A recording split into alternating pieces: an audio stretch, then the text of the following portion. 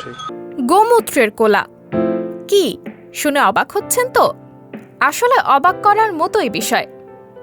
সম্প্রতি সামাজিক যোগাযোগ মাধ্যমে ভাইরাল একটি ছবিতে দেখা যায় এক হিন্দু পুরোহিতের হাতে একটি কোলার ক্যান, যাতে লেখা cow urine cola made in India.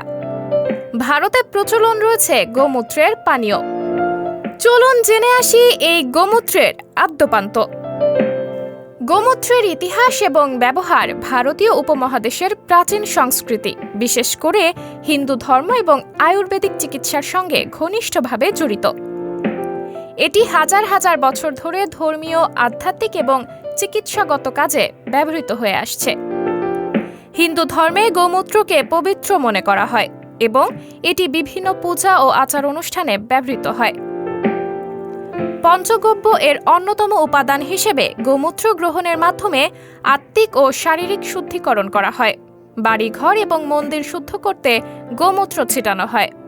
প্রাচীন বৈদিক গ্রন্থ, বিশেষ করে অথর্ববেদ, গোমূত্রের পবিত্রতা এবং উপকারিতা উল্লেখ করেছে।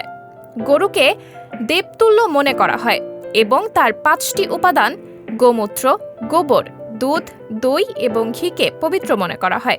এগুলোকে বলা হয় পঞ্চগব্য। গোমূত্রকে শুদ্ধিকরণ এবং রোগ মুক্তির মাধ্যম হিসেবে বিবেচনা করা হতো। আয়ুর্বেদে গোমূত্রের বহু চিকিৎসাগত গুণাগুণের কথা উল্লেখ রয়েছে। প্রাচীন গ্রন্থ যেমন চরক সহিংসতা এবং সুশ্রুত সহিংসতাতে গোমূত্রকে ডিটক্সিফায়ার, রোগ প্রতিরোধ ক্ষমতা বৃদ্ধিকারক এবং বিভিন্ন রোগের চিকিৎসায় ব্যবহারের নির্দেশ দেওয়া হয়েছে। তবে বিজ্ঞানে এর কোনো প্রমাণ নেই। বর্তমানে গোমূত্র থেকে তৈরি সাবান, তেল, ঔষধ এবং জীবাণুনাশক বাজারে প্রচলিত। গোমূত্রকে প্রাকৃতিক কীটনাশক এবং সার হিসেবে ব্যবহার করা হয়। এটি পরিবেশ বান্ধব এবং জৈব কৃষিতে এর চাহিদা রয়েছে। মাটির উর্বরতা বৃদ্ধি এবং পোকামাকড় নিয়ন্ত্রণে এর কার্যকারিতা প্রমাণিত হয়েছে। তবে গোমূত্র নিয়ে বিতর্কের শেষ নেই। গোমূত্রের উপকারিতা সম্পর্কে বৈজ্ঞানিক প্রমাণ সীমিত। এটি ব্যবহারের পক্ষে এবং বিপক্ষে উভয় দিকেই বিতর্ক রয়েছে।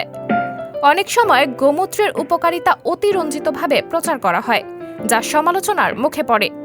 আধুনিক ভারতে গোমূত্রের প্রচলন অনেক সময়ই ধর্মীয় এবং রাজনৈতিক বিতর্কের সৃষ্টি করে। তবে বর্তমানে ভাইরাল এই ছবিটি এআই দ্বারা তৈরি।